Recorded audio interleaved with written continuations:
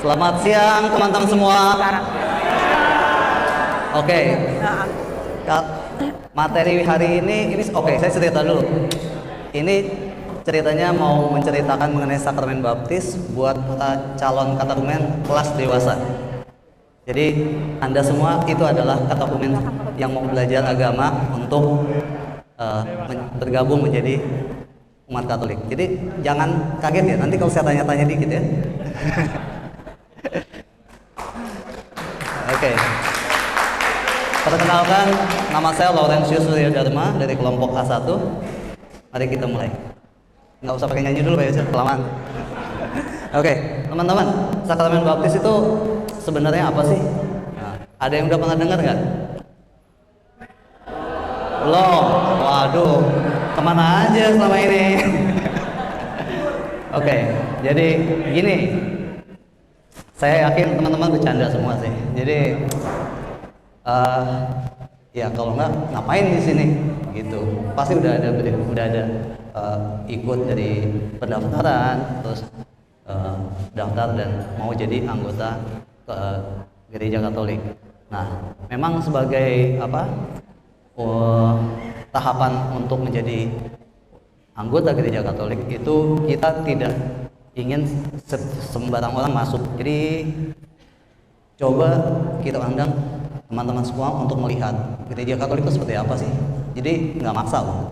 Jadi di dalam tahap awal ini kita diberi kebebasan sampai nanti 12 kali pertemuan bisa lihat. Oke, ini saya masih mau lanjut atau enggak. Kalau masih ternyata tertarik mau tahu lebih lanjut, ikut.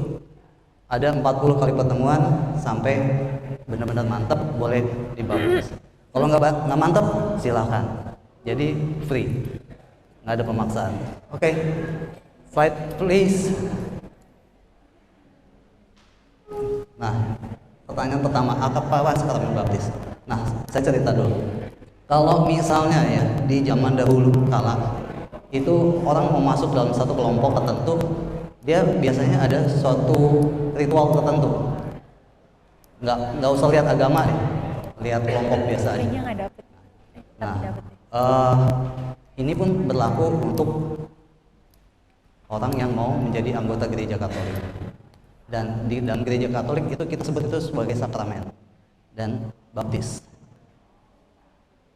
Nah, makna dari sakramen baptis itu sendiri adalah berupa semacam pintu gerbang. Jadi untuk masuk kita lewatin itu dulu. Setelah itu baru kita gabung dan kita bisa mendapatkan apa yang kita kehendaki dari yang lainnya. Nah, teman-teman di sini pasti ada motivasi sendiri. Kenapa sih mau dibaptis? Saya nggak akan tanya saat ini. Maksudnya nanti kalau mau dalam kelompok terpisah saja. Nah, ini sebenarnya udah menjawab pertanyaan pertama dan kedua, gitu loh. Nah, historicalnya dulu Yesus sendiri, walaupun dia adalah Allah, tapi dia juga mau merendahkan dirinya untuk dibaptis. Jadi kita sebenarnya meniru dari teladan Tuhan kita Yesus Kristus untuk menerima pembaptisan. Okay. Nah, kalau mau dibaptis itu perlu ngapain aja gitu loh. Yang pasti kita perlu belajar seperti yang tadi. Dari awal sampai akhir kita ada 40 kali pertemuan sampai kita benar-benar bisa dibaptis. Nah, siapa yang berhak membaptis kita? Yang berhak membaptis kita itu adalah orang yang ditunjuk. Jadi nggak bisa tuh saya kenal tetangga saya, oh dia nih aktif di gereja, saya datang dia minta dibaptis. Nggak bisa. Tapi harus ada orang yang ditunjuk yang secara formal bisa melakukan itu. Bahkan kalau misalnya teman-teman nih kebetulan ada yang dari saat ini atau pernah ada di gereja reformasi, ya mungkin juga kan yang baptis adalah pendetanya. Nah, kalau di gereja kita, di gereja Katolik itu dikenal yang namanya imam. Nanti secara detail kita akan lihat sebenarnya siapa sih yang bisa melakukan pembaptisan. Gitu. karena ada imam, ada uskup juga, ada diakon dan lain-lain. Nah, baptisan itu sendiri bisa sah bisa enggak. Ini karena teman-teman ini masih katekumen, masih baru, ya udah mau nggak mau saya cerita. Tadinya sih saya mau nanya, tapi tadi ditanya awalnya udah banyak nggak tahu, ya udah saya cerita duluan deh. Baptisan yang sah itu ada dua hal yang utama, yaitu materinya dan formanya. Materinya itu berupa air suci lah ya, jadi nggak bisa air sembarangan. Lalu kedua ada kata-katanya, kata-kata sakti gitu katanya. Nah, yang harus diucapkan atas nama Bapa, Putra dan Roh Kudus. Kalau ada tiga itu oke sah. Tapi juga tambahan satu tadi, siapa yang berhak melakukan itu? Ya itu harus ada orang yang tertahbis. Oke. Next. Nah, apa yang berubah setelah menerima sakramen baptis? Jadi kalau kita udah dibaptis sama sebelum dibaptis, apa bedanya gitu? Kan cuman dikucurin air, selesai, udah. Ada nggak yang berubah dalam diri kita? Ngapain kita mesti mau ikut baptisan kalau nggak ada sesuatu yang berubah? Karena dalam pengajaran iman Katolik, kita semua menyadari bahwa pada dasarnya manusia itu ketika dilahirkan itu dalam keadaan berdosa. Supaya bisa lepas dari dosa asal, maksudnya dosa asal, kita harus dilepaskan dari dosa itu, dan dengan ada pembaptisan kita akan masuk menjadi manusia baru yang tanpa dosa. Makanya kita perlu dibaptis, dan dari baptisan itulah kita bisa selanjutnya menerima rahmat-rahmat yang lain untuk kehidupan kita ke depannya, untuk keselamatan kita. Terus kedua juga kita menerima karunia Roh Kudus yang bisa membantu kita mengembangkan diri kita dalam hidup kita sehari-hari.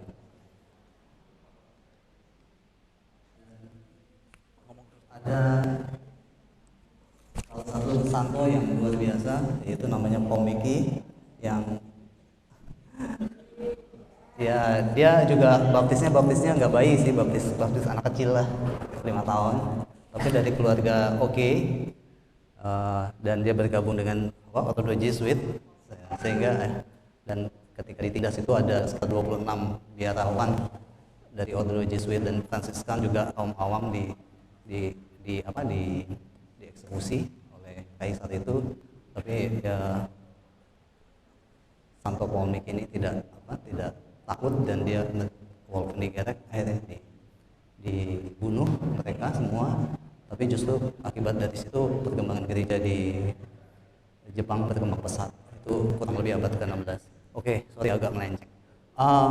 Kenapa sih kita perlu santo-santo? Karena di dalam gereja Katolik itu banyak sekali orang-orang kudus yang diakui, yang kita lihat teladan hidupnya memang luar biasa.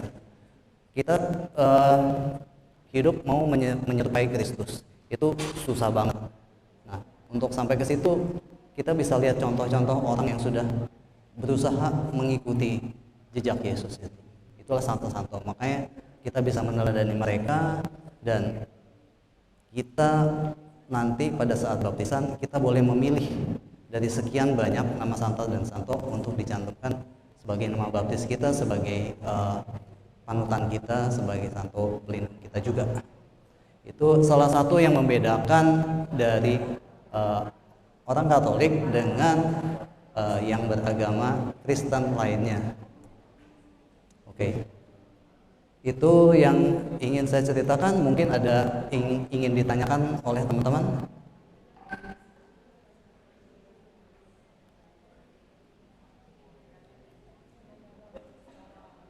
Ada nggak? Silakan angkat tangannya, jangan angkat kakinya.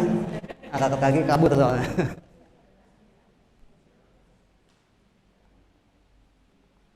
Pak, ini ceritanya nggak tahu, padahal kenal. Pak Agus, ada yang mau ditanya Pak Agus? Bingung nanya apa? Sudah sangat jelas. Terima kasih, Tata, thank you. Nah, terima kasih. Ini kata komen yang teladan nih kalau kayak gini. Sampun.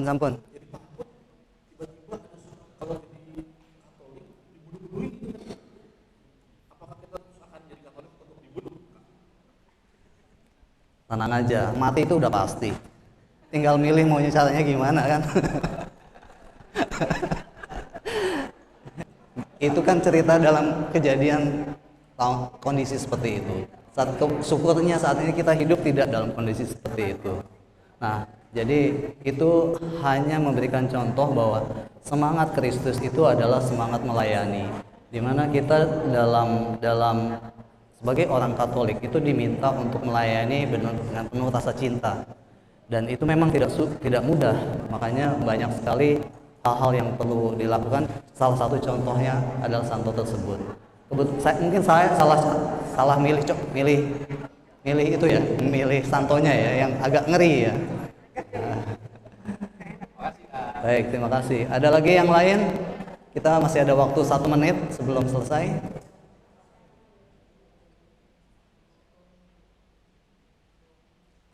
Kalau tidak ada, saya akhiri. Terima kasih atas partisipasi teman-teman semua. Selamat siang.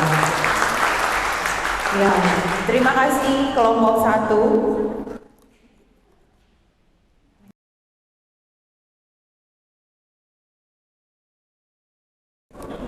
Oke, selamat siang teman-teman. Singkat aja, saya mau memberikan pengantar terlebih dahulu dari kelompok A2. Topik umum kita adalah hidup bermasyarakat. Hidup bermasyarakat itu topik 2 pertemuan yang lalu ya, kalau saya. 2 pertemuan yang lalu ya. Gagasannya adalah penting kita sebagai umat Katolik itu perlu untuk hidup di dalam masyarakat, karena kita tidak hidup sendirian, tapi kita hidup di dalam masyarakat, menjadi garam dan terang di tengah masyarakat majemuk. Tema katekesenya adalah kita menjadi. Langsung prakteknya Pak. Langsung prakteknya aja ya. Oke. Disclaimer terlebih dahulu Bapak Ibu, audiens kita adalah peserta Krisma usia remaja, anak SMP dan SMA. Jadi anak SMP dan SMA, bagaimana kita mengajarkan kepada anak SMP dan SMA, anak remaja, peserta Krisma, supaya mau hidup bermasyarakat. Poinnya itu. Jadi jangan kaget kalau nanti Pak Joni yang akan membawakan presentasinya akan manggil guys. Siap ya guys? Oke, saya berikan kepada Pak Joni.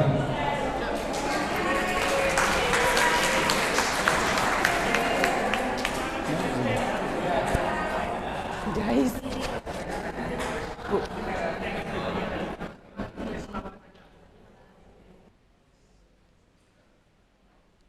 Hai guys, ini kan anak-anak SMP SMA luar biasa, tapi mukanya dewasa semua. Oke, tema kita hidup bermasyarakat pada hari ini dari kelompok A2. Sebelum kita mulai, kita akan saksikan sebuah narasi film. Oke, silakan.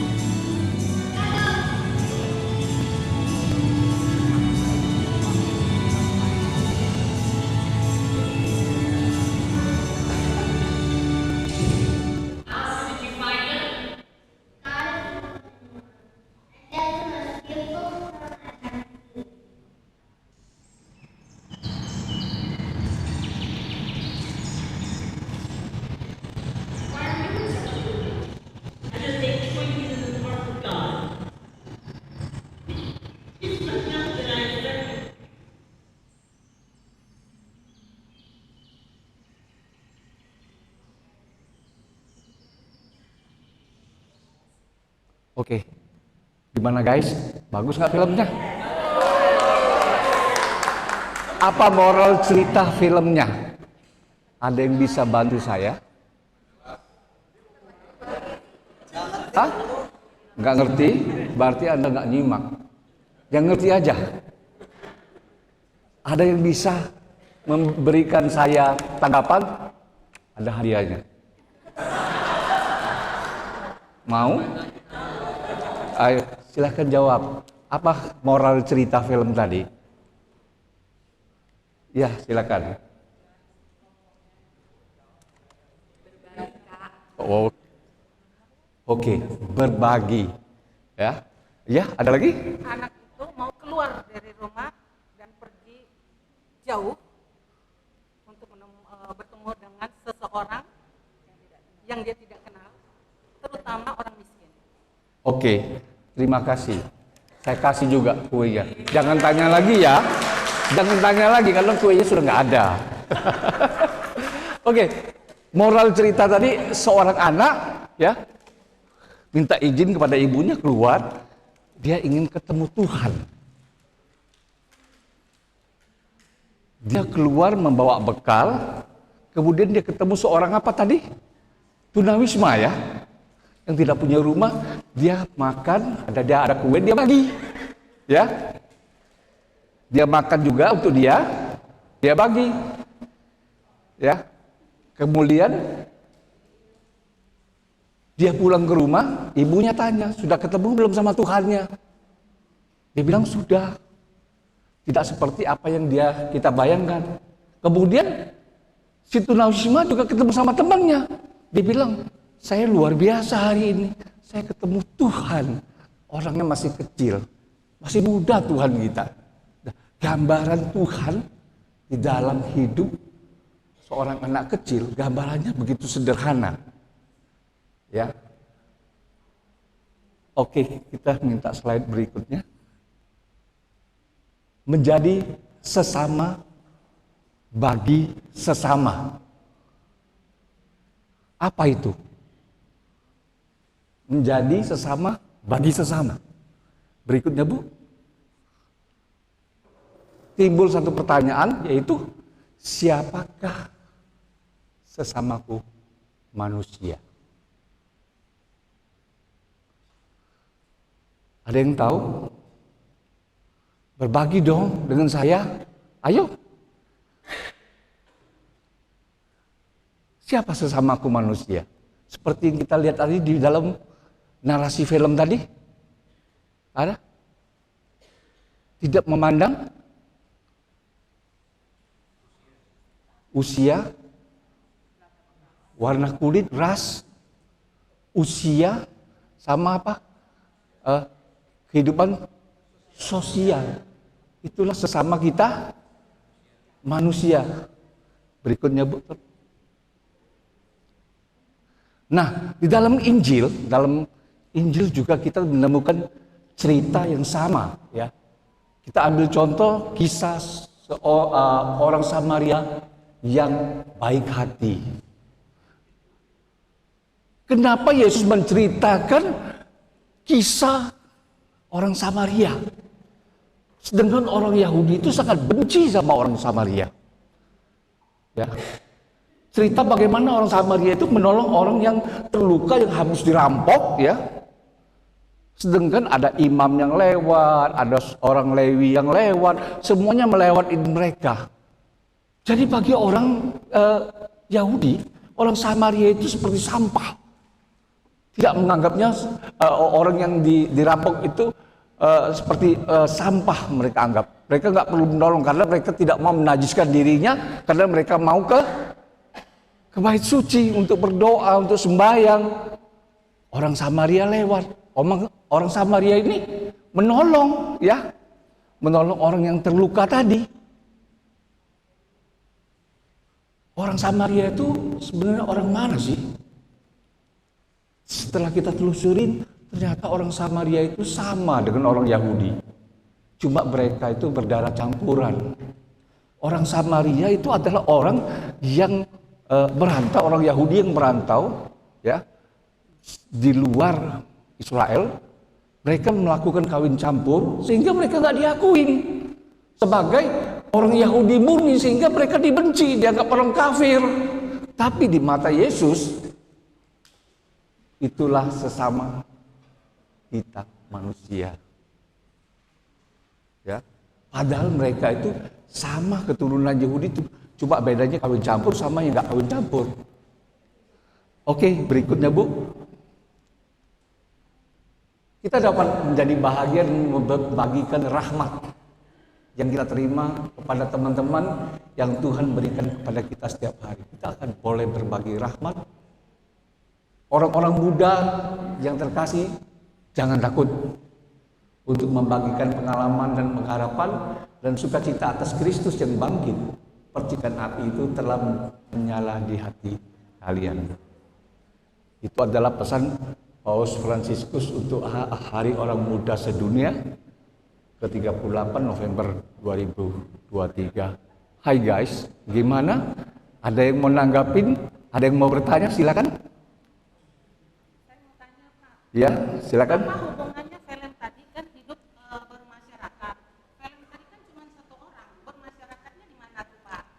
Hidup kita bermasyarakat adalah hidup di mana kita pribadi terjun di masyarakat, itu tidak di dalam suatu kelompok-kelompok yang rame-rame. Ya, bukan kelompok yang rame-rame. Kita hidup bertetangga, itu sudah bermasyarakat. Kita menolong tetangga juga sudah bermasyarakat. Ya, tidak harus seombioan guys, rame-rame, ya, tidak harus kita bakti sosial rame-rame itu berhidup bau masyarakat. Enggak seperti itu. Yang Yesus ceritakan bagaimana Yesus juga menghadapi seorang perempuan Samaria di sumur Yakub. Yang perempuan itu adalah orang, dianggap orang Farisi, adalah orang yang kafir juga. Ya, Yesus tidak pernah menghina. Jadi kita hidup bermasyarakat bukan harus berkelompok, tetapi pribadi kita, lepas pribadi, bagaimana kita memposisikan diri kita. Ya Bu ya, oke. Ada pertanyaan lagi? Berikutnya. 3 hal praktis yang dapat dilakukan menjadi orang jujur dan bertanggung jawab. Ya. Yang kedua, mengucapkan selamat hari raya ya, kepada teman yang berbeda agama. Oke guys, kalau ada tetangga yang rayakan Idul Fitri, ucapkan selamat Idul Fitri minal aidin wal faizin. Enggak haram, halal itu. Oke? Mulai terlibat dalam aktivitas bersama dengan tetangga, ya, kegiatan RT, RW, ya, bisa juga ikut kerja bakti. Itu juga hidup bermasyarakat. Dari saya cukup sekian. Udah jelas. Hai guys, terima kasih.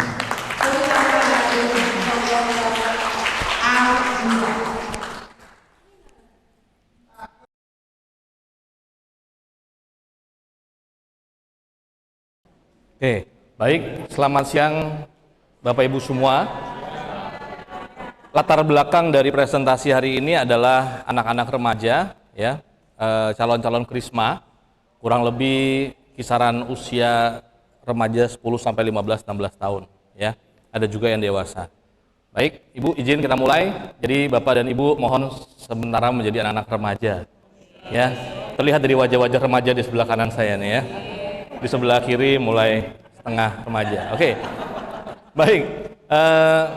Selamat siang teman-teman semua. Oke, perkenalkan nama kakak Kak Yohanes. Kak Yo, kita baru pertama kali bertemu ya. Gimana makan siangnya? Belum makan. Waduh, ini berat. Kalau kita mau mulai pelajaran lain kali makan dulu ya. Ya, kan baru misa kan? Baru saya misa mau krisma ya. Oke, baru semua belajar krisma. Oke. Saya mau tanya dulu yang pertama. Minggu ini kita belajar mengenai sakramen tobat. Saya mau tanya ya, sebelum sakramen tobat ada beberapa sakramen sebelumnya. Apa yang dipelajari sakramen sebelumnya di minggu lalu? Ayo, ingat nggak? Lupa? Ah ini nih, ini wajahnya inget kayaknya ini nih, wajahnya nih. Wajahnya. Sakramen baptis. Baptis, betul. Apalagi?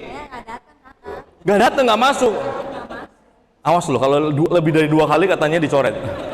Kata panitia seperti itu ya. Oke, baik. Yang pasti sebelumnya pasti ada sakramen baptis, sakramen ekaristi dan krisma. Ya, hari ini kita akan masuk mengenai sakramen tobat. Sebelum kakak akan menerangkan lebih jauh tentang sakramen tobat, yuk mari kita sama-sama menyaksikan video berikut ini. Next.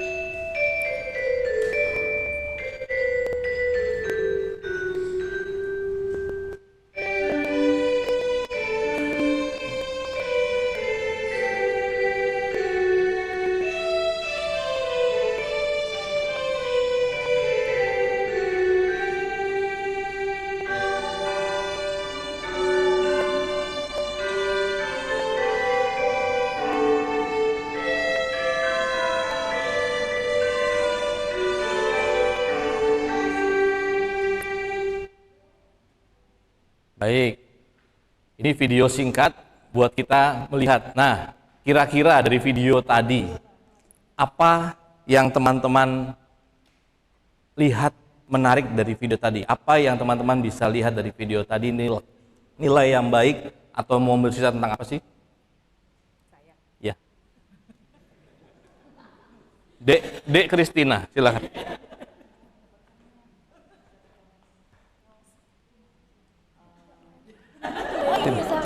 Bisa nanya gitu. Kok bayangannya bisa ngangkat gitu? Kenapa kamu nanya apa? Kok bayangannya bisa ngangkat gitu? Hebat ya. Nah, kamu tahu nggak ada bayangan yang ikut juga sama kamu? Bayangan Tuhan Yesus yang menyertai kamu, oke? Dek, nanti ikut Krisma ya. Baptis ya. Terima kasih. Benar. Ini versi asli. Versi asli, ini versi buatan, silakan. Cerita tentang apa film tadi? Film pendek.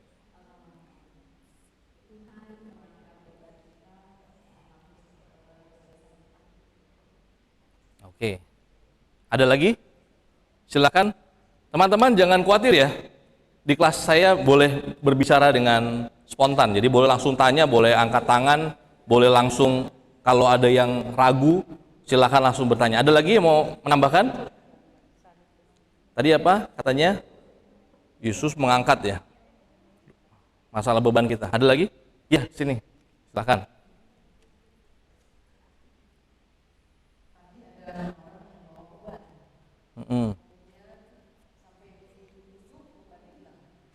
Oke. Ya, kurang lebih sama ya. Kita dibawa video tadi melihat bahwa kita punya beban yang kita bawa. Nah, teman-teman semua dalam hidup teman-teman semua dalam hidup kita disadari atau tidak disadari, sebenarnya kita membawa bukan cuman beban. Ya. Gambar tadi bisa diartikan sebagai beban hidup, bisa juga diartikan dengan pikiran-pikiran negatif kita. Ya. Bahkan perbuatan kita, bahkan juga sampai sukacita kita. Itu dalam sebuah gambaran bayangan.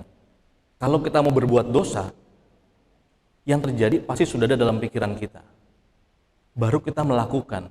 Jadi sebenarnya kalau ditanya, Kak, dosa saya khilaf. Udah enak baru khilaf. Ya. Jadi itu nggak mungkin. Sebenarnya dosa terjadi karena pikiran lebih dahulu yang sudah kita bawa. Pertanyaannya dari film tadi, maukah kita berhenti sejenak pada waktu Tuhan menyapa kita kembali? Ya kan, Tuhan menyapa kita, mengetuk pundaknya. Ingat nggak? Ya, karena sebenarnya Tuhan itu pasti ikut sama kita kemanapun kita pergi. Hanya kita mau nggak berhenti sejenak, dengarin apa yang Tuhan mau bilang, dan akhirnya kembali lepasin pikiran kita, bersihkan kembali. Itu kurang lebih gambaran bagaimana kita mau melepaskan dosa-dosa kita. Karena kenapa? Di dalam Alkitab, bahwa kita baru berpikir saja, itu sudah dosa, betul? Berpikir cabul saja kita udah dosa, belum melakukan loh. Apalagi melakukan. Ya. Kalau udah melakukan biasanya bilangnya khilaf. Gitu ya. Ya. Jadi nggak ada, kamu udah remaja kan sekarang? Ya, udah mengerti ya? Banyak hal seperti itu. Oke, kita akan mulai, next. Lupa, kakak bawa ini ya. Oke. Kurang lebih yang tadi kakak bilang, ada tiga kelompok dalam sakramen. Yang pertama, sakramen inisiasi yang tadi disebutkan di awal, Sakramen baptis, ekaristi, krisma ini adalah sakramen yang wajib untuk kita menjadi anggota gereja. Ya, dengan kata lain kita harus memenuhi ini semua baru kita punya kepenuhan akan Roh Kudus. Ya, keterkaitan kita dengan gereja masuk dalam sebuah kelompok, secara khusus gereja Katolik ya, kita membutuhkan sakramen inisiasi. Yang kedua adalah sakramen penyembuhan, di mana ada dua hal, pendamaian dan perminyakan. Dan yang ketiga, sakramen perutusan, perkawinan dan imamat. Imamat biasa dilakukan oleh para romo, ya, mereka yang tertabis, dan pernikahan adalah saya salah satunya yang memilih jalan untuk menikah dan memiliki dua orang anak, ya. Nah, ada yang tahu apa itu perdamaian, pendamaian? Pendamaian. Lagi lupa, nggak apa-apa. Nanti pasti ingat. Setelah kita berbicara 5 menit ke depan pasti ingat. Ada yang tahu? Wah, ini yang tersenyum-senyum ini loh. Apa itu pendamaian? Nggak masuk. Ini panitianya mana, Krisma? Kok ini nggak di absen? Ya, oke. Pendamaian dengan kata lain sebenarnya merupakan sakramen dosa. Kenapa sih pendamaian? Karena pada saat kita memiliki dosa, maka kita memutuskan mempunyai jarak antara kita dengan Tuhan. Kita yang memutuskan mempunyai jarak. Nah, dalam gereja, kok gereja Katolik punya sakramen pertobatan, pengakuan dosa? Dari mana dasarnya? Kita punya beberapa dasar, ya. Salah satu dari Markus 1 sampai ayat 15, Yohanes 20 ayat 23. Boleh silakan dibuka Alkitabnya? Yang bawah. Iya. Kelihatan rajin-rajin ya. Ya. Dan bagaimana Matius 18 juga memberi petunjuk, dan dalam Katolik kita punya 3 hal, ada 3 istilah, yaitu absolusi, pengampunan, indulgensi, penghapusan, dan penitensi denda dosa. Dan ini yang kita biasanya lakukan dalam kegiatan pengakuan dosa ya. Nah, ini secara ayat bahwa dikatakan bahwa terimalah Roh Kudus jikalau kamu mengampuni dosa orang, dosanya diampuni, dan jikalau kamu menyatakan dosa orang tetap ada, dosanya tetap ada. Jadi bahkan tentang dosa, kesalahan kita ataupun kesalahan orang lain dalam hidup kita, itu menjadi keputusan kita. Kalau orang lain punya salah sama kita dan kita tidak mau memaafkan, ya silakan, itu keputusanmu. Tapi ingat, Tuhan juga mengatakan, kalau kamu tidak mengampuni dosa orang lain, maka Tuhan juga akan berpikir untuk mengampuni dosamu. Ya, kenapa? Karena sebenarnya Tuhan jauh lebih besar anugerahnya terhadap kita untuk mengampuni dosa kita dibanding di luar pikiran kita, ya, di luar apa yang kita pikirkan. Nah, kalau dalam Injil, secara Injil, kita lihat ya bahwa Kristus sudah memberikan kunci kerajaan surga untuk mengikat dan melepaskan kepada Petrus. Ya, kemudian Petrus memberikan lagi, dikatakan bahwa apa yang diikat di dunia akan terikat di surga, tapi apa yang dilepaskan di dunia maka akan dilepaskan di surga. Ya, oke, ini tentang dasar-dasar kenapa kita melakukan pengakuan dosa dalam gereja Katolik. Nah, teman-teman, ada 2 hal yang harus teman-teman ingat dan jangan lupa. Ada 2 hal penting dalam tentang dosa, itu dosa berat dan dosa yang ringan. Dosa berat adalah teman-teman yang melawan kasih Tuhan secara langsung. Ya, teman-teman di sini saya mau tanya, siapa yang sudah pacaran? Belum? Pacaran itu apa? Belum? Nggak dikasih sama mama? Bagus, mamanya pinter. Ini saya mau bilang ya, teman-teman semua ingat, kalau pacaran kalau bisa kuliah aja ya. Ya, karena kalau katanya SMP SMA itu masih cinta. Nah, saya nggak ngomong itu tadi. Ya. Pacaran itu apa, Pak? Saya susah jelasinnya. Udah. Kalau pacaran ngapain? Waduh, nah ini ya. Awal dari dosa adalah ini contoh. Pacaran dosa nggak? Tidak, ya, tidak. Oke, ini dulu diluruskan ya. Pacaran tidak dosa, tapi pada waktu kita berpacaran melebihi dari apa yang seharusnya, disitulah muncul dosa. Kenapa kita bilang dosa berat pada waktu kita memutuskan hal yang lain?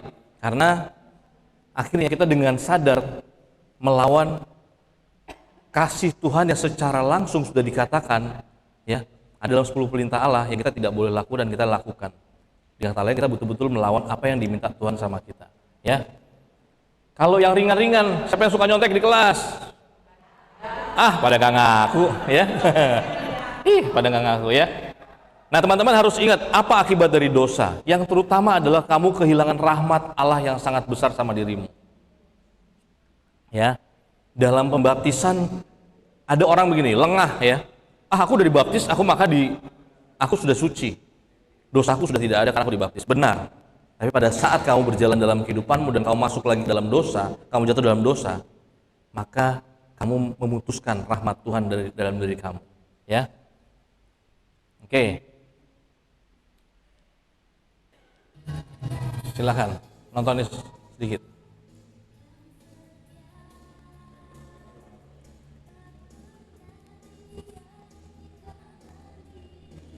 Yang lapar ntar habis ini makan ya.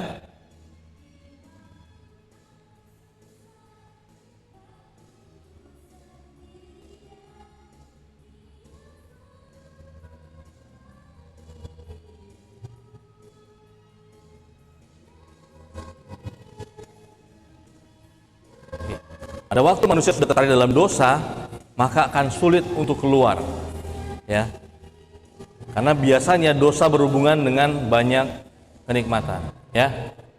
Oke, teman-teman, saya mau kasih tahu bahwa sebenarnya godaan dalam hidup kita dasarnya adalah netral. Godaan dalam hidup kita netral.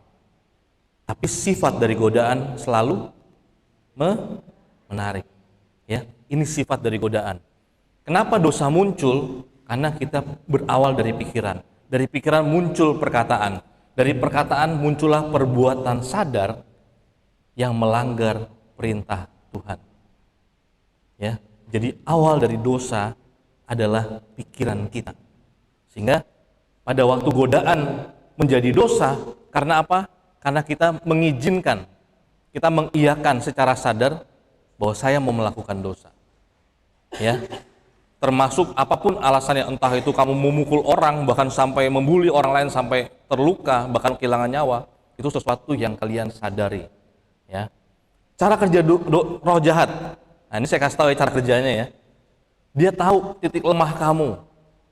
Dia pintar merayu, ya. Bergulir seperti salju lah pokoknya, dia pintar sekali. Dan yang pasti kebablasan dalam segala hal, termasuk makan. Kalau teman-teman ada yang makan terus nggak bisa berhenti, hati-hati. Itu salah satu dosa. Ya, ada nama roh jahatnya, ya. Oh, nanti di pelajaran berikutnya, bukan di minggu ini, ya. Apa yang membuat kita menjadi jatuh?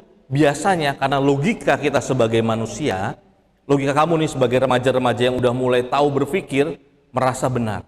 Akhirnya kamu punya kesombongan hati dan akhirnya kamu jatuh dalam dosa. Kenapa? Karena pada saat kita bilang, oh enggak, bukan gua yang salah, bukan aku yang salah. Dengan itu kamu sudah menipu dirimu sendiri. Oke? Ya. Tapi ingat, rahmat Tuhan jauh lebih besar.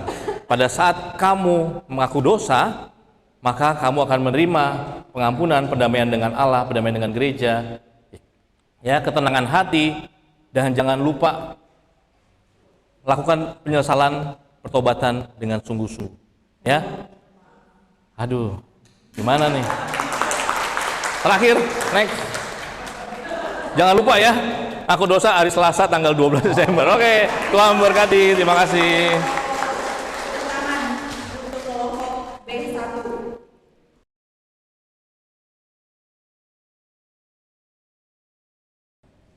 Ya, selamat siang Bapak Ibu semua.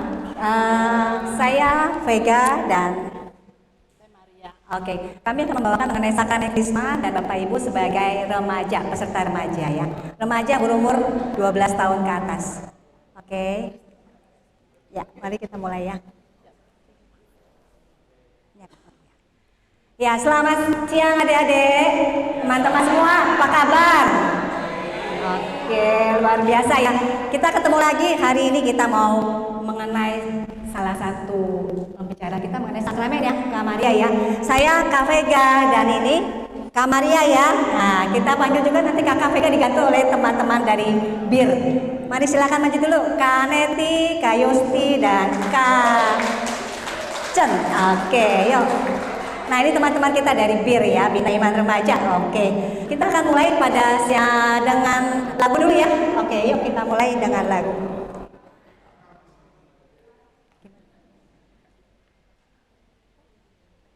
Ke bawah ya. Sini. Bisa. Ke situ. Kok nggak mau? Oh kebalik. Oh maaf, gantek ini kakaknya. Oke ya, kita mulai dengan lagu pembukaan. Adik-adik, teman-teman semua, mari kita sama-sama. Yuk berdiri semua yuk. Kakak minta semua berdiri ya.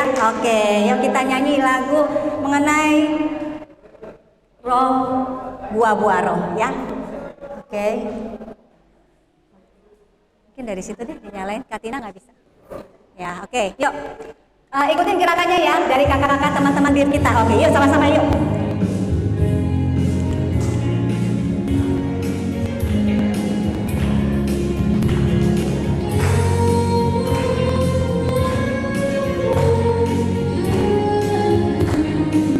Yuk, kita nyanyi sama-sama. Kasih sukacita. Kasih sukacita, damai sejahtera, kesabaran, kemurahan, kebaikan, kesetiaan, kelemah lembutan, penguasaan diri. Inilah buah Roh Kudus mengalir dalam hidupku. Ku mau hidup dipimpin Roh Kudus setiap hari. Ya, oke, lanjut ya. Terima kasih Kakak Dedi Gayus. Oke, ya tadi ingat ya teman-teman semua. Nah, kita tadi sudah menyanyikan lagu apa Kak Maria tentang buah Roh Kudus. Apa aja? Kasih, sukacita, kesabaran, kemurahan, kebaikan, kesetiaan, kelemah lembutan, penguasaan diri. Ya, itu ya. Kita yang akan kita perlukan di dalam. Oke, sekarang ada teman-teman sebelum kita mulai dengan materi, kita akan mulai dengan ice breaking. Semua ya, kita mulai ya. Nah, oke sekarang teman-teman semua kakak ajak tolong sebelah keluarga. Nah, tante kakak udah siapin hadiahnya nih. Bagi yang biasa cepet ya. Oke, coba cari dan tunjukkan sekarang siapa cepat ya. Aku bulat berwarna merah, kuning, hijau. Siapa bisa? Tunjukkan mana? Tunjukkan barang ya. Tunjukkan barangnya. Baru dapat hadiah. Oke, kita lanjut aja deh ya. Tadi aku bulat tidak itu adek siapa namanya? Nah itu nggak bulat. Nah coba yang punya. Oke kita lanjut ya ice breaking berikutnya. Aku kurus dan berdaun banyak. Ayo siapa yang bisa tunjukkan? Gak ada? Ya hadiah. Oke ada. Aku kurus dan berdaun banyak. Mana? Mana? Tunjukin. Ayo. Corona. Mana tunjukin barangnya? Corona itu loh, corona. Oke, ya udah boleh hadiahnya buat Kak Vincent, Dede Vincent ya. Oke, satu lagi ya. Aku minyak yang memberikan manfaat. Ayo, siapa yang bisa? Siapa? Oh iya, silakan. Wah, ada lagi? Wah, ini hadiah cuma satu ini. Minyak apa itu? Wah, minyak gosok. Oke. Dapat hadiah udah habis nih. Ya oke. Jadi itu tadi minyak ya. Ternyata minyak itu bisa memberikan manfaat ya. Teman-teman semua ya. Minyak apa tadi? Minyak kayu putih, minyak gosok. Minyak apa lagi yang bisa memberikan manfaat? Minyak apa? Krem. Hah? Minyak apa? Oh, siapa? Minyak yang ada di pertambangan itu mungkin berharga. Karena masih Wah, luar biasa. Tepuk tangan dulu dong. Iya. Minyak lain lagi. Minyak apa lagi yang dipakai papanya kalau ke kantor itu loh, minyak apa? Kak Joca. Minyak rambut biar cakep. Biasa papa suka pakai ya. Minyak apa lagi? Ya kami apa? Minyak babi. Itulah makanya kami tuh dari kelompok B2 takut tadi minyak babi takut dipanggang kita ya kelompok kita. Oke, ya sekarang kita lanjut ya. Tema kita pada hari ini kita masuk ya ke sakramen. Sakramen Krisma. Siapa tahu arti sakramen? Ya boleh baca di sini ya. Ada berapa sakramen? Iya betul ya teman-teman udah pintar semua ya. Kalian berarti nggak pernah bolos ya kemarin-kemarin. Nah sekarang yang akan kita pelajari hari ini adalah sakramen Krisma. Ya mungkin ada yang mau tanya nggak? Oh ya silakan. Kak Maria nanti tolong dibantu ya, saya dari sini aja.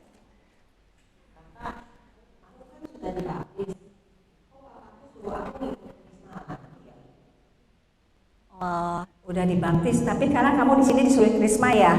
Oke, mungkin teman kakak nih, Kak Maria, oleh.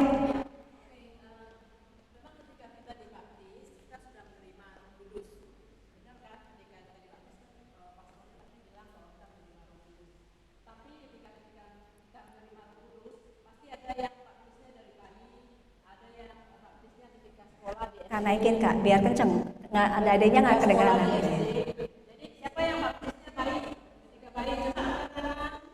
Semua kayaknya Kak udah dibaptis. Ya.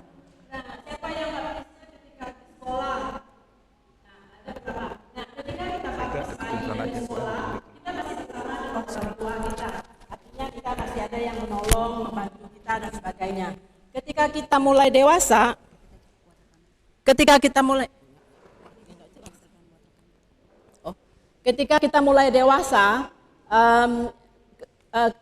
Krisma ini kan adalah sakramen confirmation, artinya yang memastikan bahwa kita mulai dewasa. Makanya diberikan ketika usianya 14 tahun ke atas. Jadi untuk ketika kita dewasa itu tantangan hidup kita semakin banyak, semakin besar. Makanya kita menerima sakramen Roh Kudus, sakramen Krisma dan menerima kepenuhan Roh Kudus. Karena Roh Kudus itu akan menjadi penghibur dan penolong kita ketika kita menghadapi kehidupan kita selanjutnya sebagai orang dewasa. Sebagai orang dewasa, ketika menerima Krisma, kita juga akan menjadi saksi Kristus. Dan dengan minyak tadi, di ceritanya tadi ada minyak, bukan minyak goreng dan minyak kayu putih. Kita menerima minyak karena kita diurapi dengan minyak. Itu adalah bentuk dari penerimaan sakramen Krisma. Jadi biasanya kita diurapi dengan minyak Krisma. Minyak Krisma itu minyak yang sudah diberkati oleh keuskupan ketika Kamis Putih di keuskupan. Jadi minyak itu yang dipakai sebagai minyak urapan, sebagai materai iman kita, menunjukkan bahwa kita sudah dewasa. Jadi kalian ketika dewasa akan menerima KTP sebagai salah satu bentuk kedewasaan secara sipil. Tapi secara iman, dewasanya itu ditunjukkan dengan menerima sakramen Krisma, menerima urapan materai iman, dan selanjutnya setelah menerima sakramen Krisma ini, kalian bisa menjadi menerima sakramen imamat, yang pacaran mau menikah bisa menerima sakramen perkawinan, dan tentunya. Oke, jelas. Oke, oke, ada lagi mau tanya? Kita lanjut ya. Kayaknya ada masalah kita mengenai latar belakang sih, kenapa sih kita perlu sakramen ya?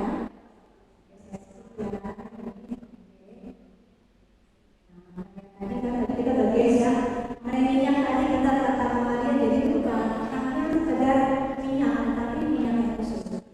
Oke, ini contoh minyak tadi ya, Kak Maria. Contoh minyak yang seperti apa sih? Ini bisa dijelaskan? Ya, minyak Krisma itu sebetulnya minyak yang khusus yang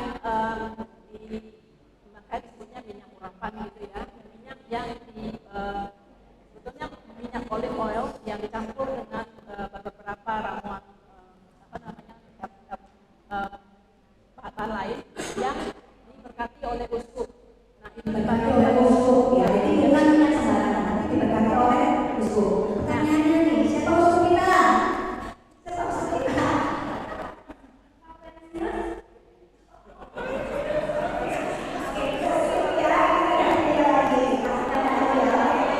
Ya itu tadi oke yang mengenai untuk minyak, jadi kita udah jelas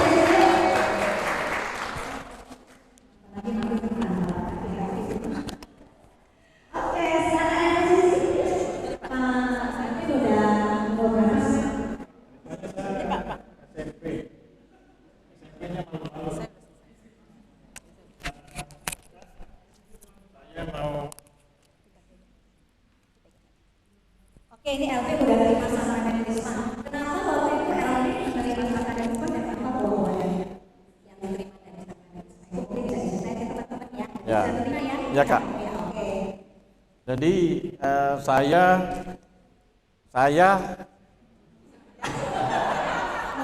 Mau sebegitu, Elvin ceritain. saya malu, Kak. Saya baptis SD, Kak. Tapi males ke gereja. Saya baptis nggak ngerti apa-apa. Jadi males banget tuh saya ke gereja. Terus waktu saya SMP saya dipaksa belajar Krisma. Terus waktu Krisma itu kan diajarin katanya ada pencurahan roh, ya. Terus ini nggak ngerti saya nih, seminggu kemudian setelah saya terima sakramen, saya ada dorongan Roh Kudus begitu luar biasa. Jadi saya rajin nih untuk ke gereja, bahkan saya daftar jadi putra altar, Kak. Saking rajinnya sampai jadwal tugas teman-teman saya ambil, Kak. Jadi saya rakus gitu, pengennya tugas mulu jadinya. Terus tapi saya sedih nih, Kak, karena dorongan Roh Kudus itu yang begitu kuat. Saya pengen jadi pastor, Kak. Tapi saya sedih, kok nggak ditanya, Kak, kenapa sedih? Saya sedih, saya mau masuk seminari menengah nanti tahun depan. Cuman mama papa nggak suka saya masuk seminari. Tolong dong, kakak kan kenal sama mama papa saya. Ngomong ya, Kak, bantuin ya, Kak.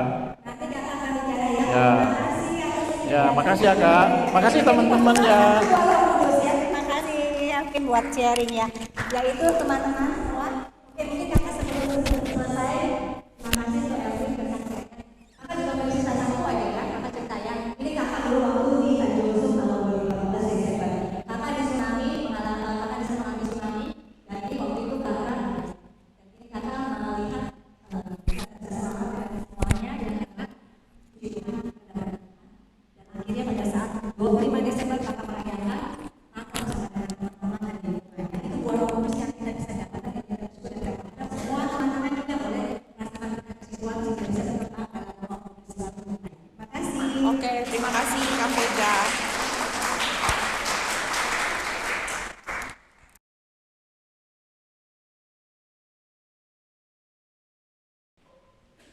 Selamat siang Bapak Ibu sekalian. Perkenalkan, kami dari kelompok C1 akan membawakan tema yang nomor 5 dengan topik pembahasan adalah Sakramen Ekaristi, dan kami ada subtemanya lagi, menjadi duta Ekaristi. Tujuan kelompok kita adalah peserta calon komuni pertama. Jadi kelas 4 SD ke atas ya. Dalam pembahasan kali ini, yang akan membawakan materi adalah langsung.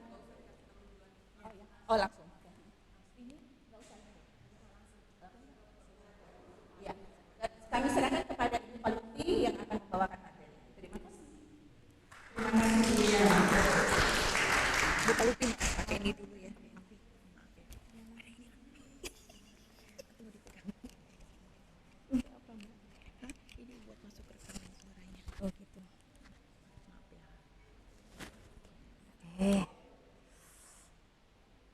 Selamat pagi anak-anak.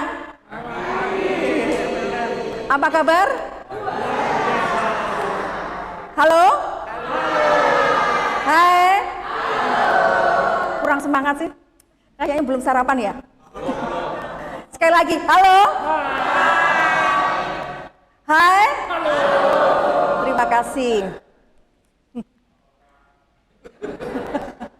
Mari sebelum kita memasuki pembelajaran pada pagi hari ini, kita dengarkan dulu lagu berikut. Ya, kita menyanyi supaya membangun semangat anak-anak, tidak loyo. Kita cermati isi lagunya ya. Kita cermati, nanti ada pertanyaan dari isi lagu ini.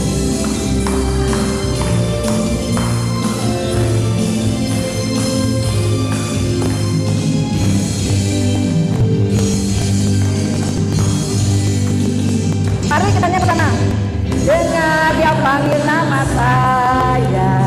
Dengar dia panggil namamu, dengar dia panggil nama saya, juga dia panggil namamu. Dengar dia panggil nama saya, dengar dia panggil namamu, dengar dia panggil nama saya, juga dia panggil namamu. Ya, ku jawab ya, ku jawab ya Tuhan, ku jawab ya Tuhan, ku jawab ya.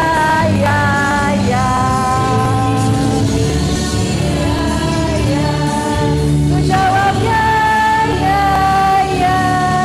ku jawab ya Tuhan, ku jawab ya Tuhan, ku jawab ya.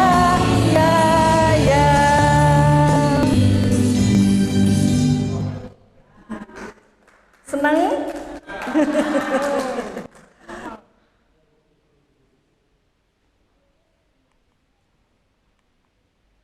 Mari sebelum kita memulai pertemuan malam hari ini supaya kita semua diberkati Tuhan, kita akan buka dengan doa pembuka. Dalam nama Bapa, Putra, dan Roh Kudus, amin.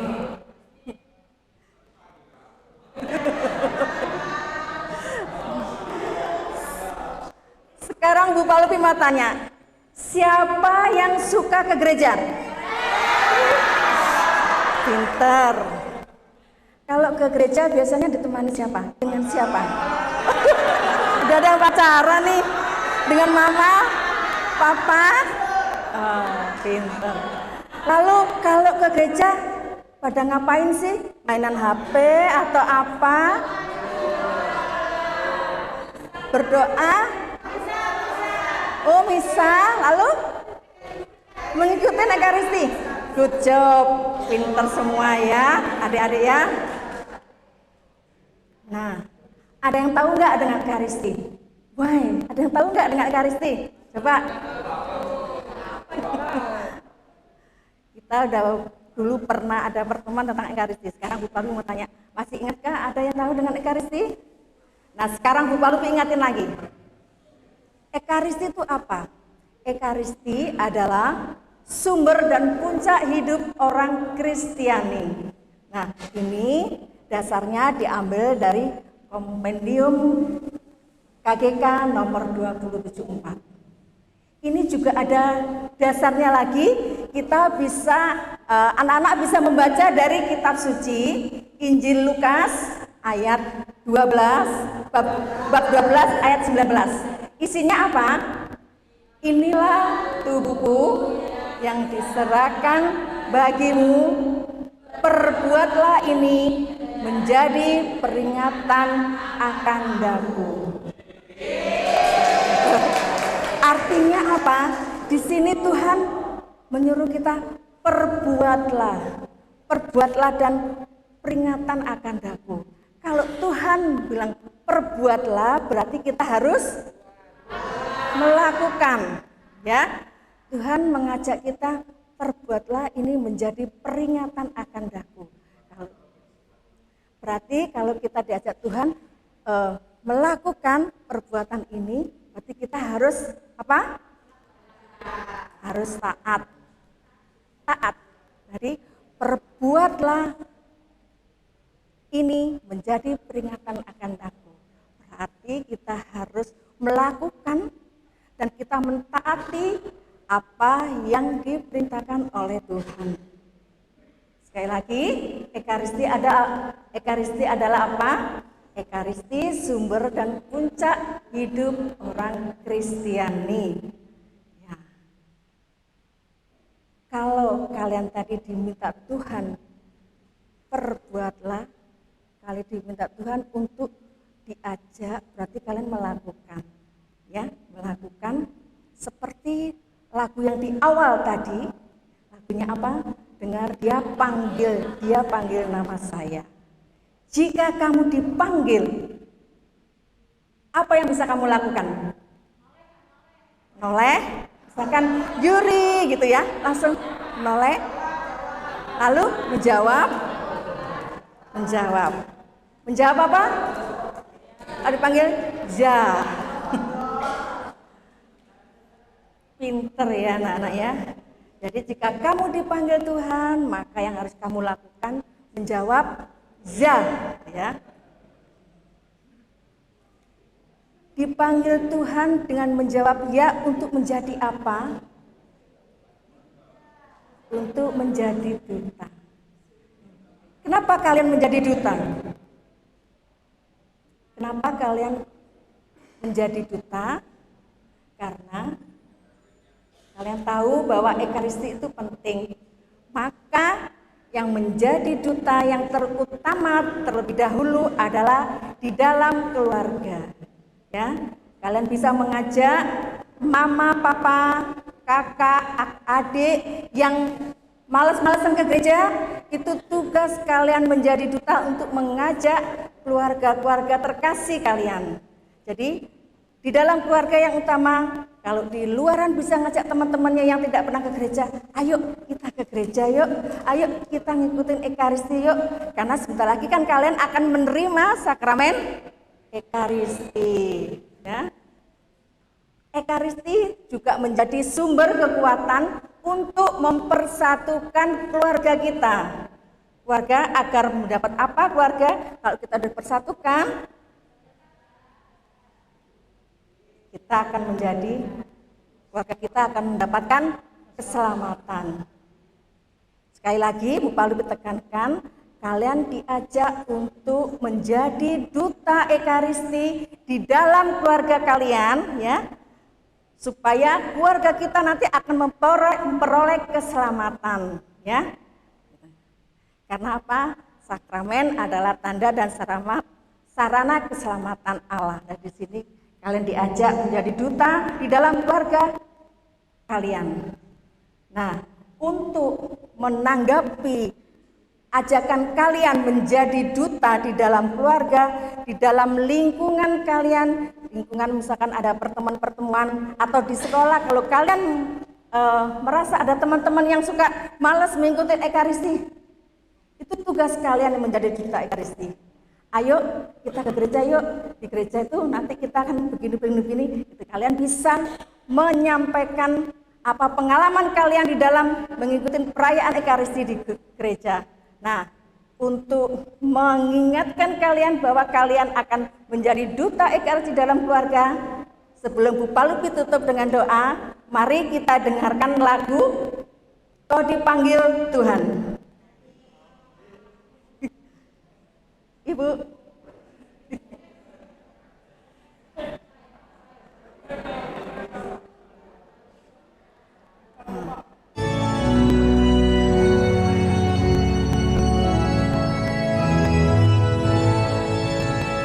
Kau dipanggil Tuhan, dijadikan duta, supaya hidupmu menyinarkan kasih-Nya. Berat memang tugasmu, tapi kau diberi rahmat. Kau dipanggil Tuhan, dijadikan duta, supaya hidupmu menyinarkan kasih-Nya. Terima kasih anak-anak. Sampai ketemu pada pertemuan di minggu yang akan datang. Terima kasih, Tuhan memberkati.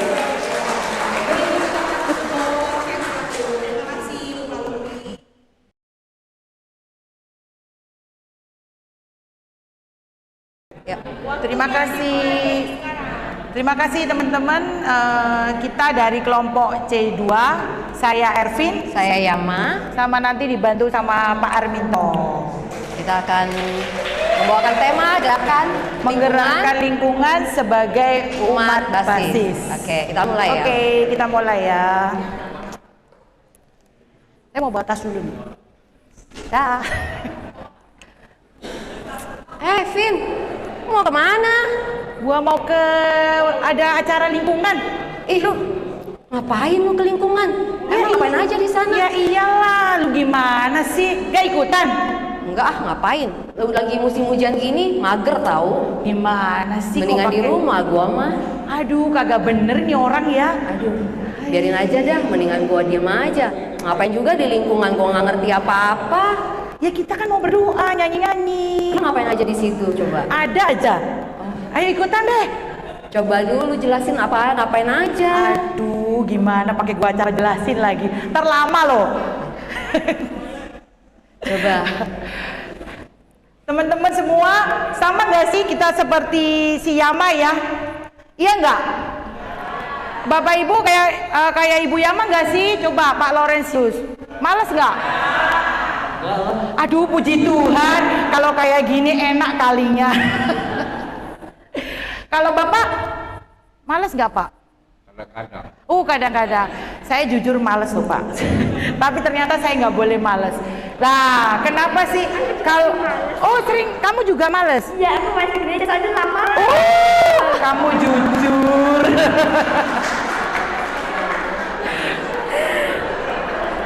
Aduh, jujur amat tuh anaknya siapa sih coba? Mamanya angkat tangan. Teman-teman semua, kalau kita ikut misa, ternyata kita setiap kali Romo bilangnya apa sih kalau terakhir itu? Kita dia suruh apa? Pergilah apa Bu? Yang keras ya dong Bu. Tuh, ada kata-kata pergilah dan kamu diutus. Jawabnya apa teman-teman? Amin. Terus apa Bu? Amin ya Bu. Syukur pada Allah. Oh ya, ada yang jawab amin ya Bu ya. Ternyata kalau jawab aminnya kenceng ya hari ini. Amin. Tapi kalau ada acara PI gak ada yang dateng loh. Kenapa ini? Padahal diutus, ternyata jawabnya amin. Waduh, gimana ya? Coba Pak Arminto ditampilin nih. Kenapa? Lu ternyata waktu kita baptis melibatkan kita dalam Tritugas Kristus. Kita punya tugas, tapi setiap kali kalau ditanya jawabnya kenceng amin, tapi nggak tahu gitu ya, kenapa kok jawab amin. Nah, ada tugasnya ya. Pertama, sebagai imam kita harus ada tugas menguduskan. Terus raja mengembalakan, nabi itu mengajar. Kita punya tugas ya teman-teman semua ya. Lanjut Pak.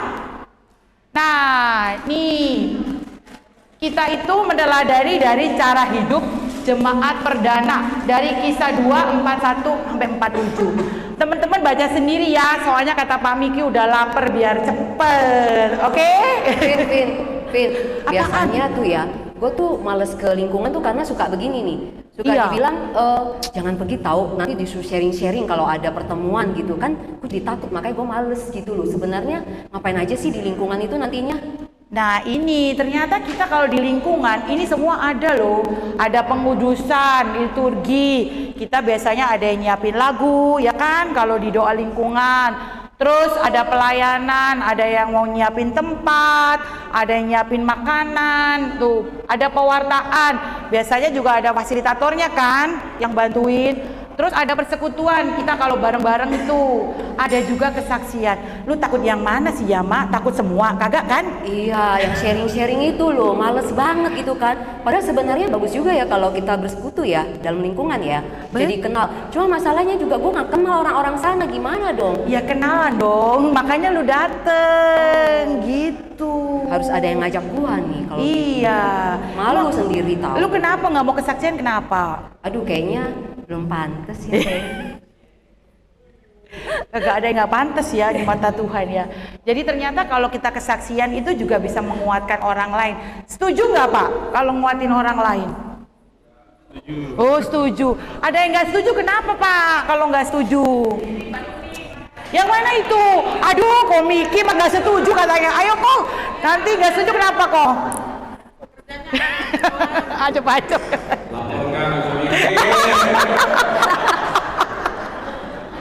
Aduh, kata Pak Miki, Bu Tere tolong lain kali Bu Tere jam 12 saya lapar Bu Tere. Ya, ternyata banyak hal ya kalau kita ikut di lingkungan. Ini ternyata penting banget ya Bapak Ibu. Makanya Bapak Ibu diminta aktif di lingkungan. Jadi kita yang menggerakkan orang-orang, membantu orang-orang di lingkungan. Setuju nggak?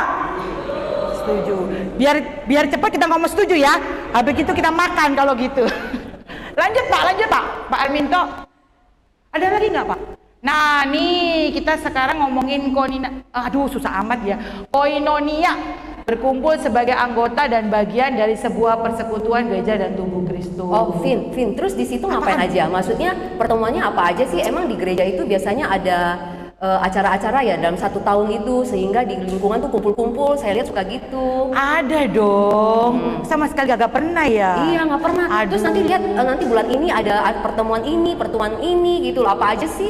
Biar gue tahu gitu loh. Ada, biasanya kalau kita tuh bulan Mei, bulan Oktober kita pasti doa rosario bareng-bareng. Seru tuh, doanya bareng-bareng tuh sama anak-anak, sama suami, semua diajak lah pindah ke itu lingkungan.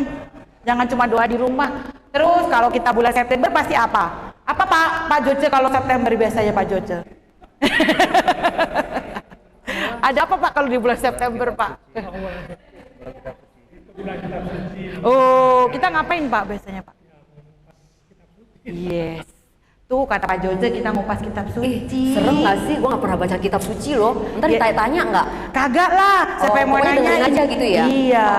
Pokoknya kita kumpul-kumpul. Kayaknya enak juga sih ya rame-rame gitu ya. Enak. Ya. Apalagi kalau kita tuh kumpul-kumpul, pasti yang ditunggu terakhirnya kan? Makan-makan ya? Iya. Setuju nggak teman-teman itu yang ditunggu tuh sama komiki? Ngapain ya? Ditakut ditanya kata Pak Jun. Enggak Pak, nggak ditanyain Pak, kasihan nanti kalau ditanyain. Jadi kalau kita kumpul-kumpul itu kita asik, yang terutama kita jadi kenal ya sama satu dengan yang lain, kita jadi tahu. Terus kalau misalnya nih kita butuh-butuh, ada nggak temen yang mau maksudnya kalau kita sakit kita bisa kontak, bisa tanya, pokoknya kita jadi kenal satu sama lain. Jadi lu harus ikut ya Mak. Iya juga sih ya, tapi kayaknya enak juga ya kalau ketemu rame-rame gitu. Kalau udah kenal nanti boleh nggak pinjam 100? Aduh, jangan pinjam 100. Emang ya? Ini ceritanya lain kalau nggak mau pinjam 100. Aduh, apalagi Antoni mau pinjam 100? Aku juga mau pinjam 1000. Nanti tante kasih kalau cuma 1000. Iya, jadi asik ya kita ya. Itu Pak, lanjut Pak.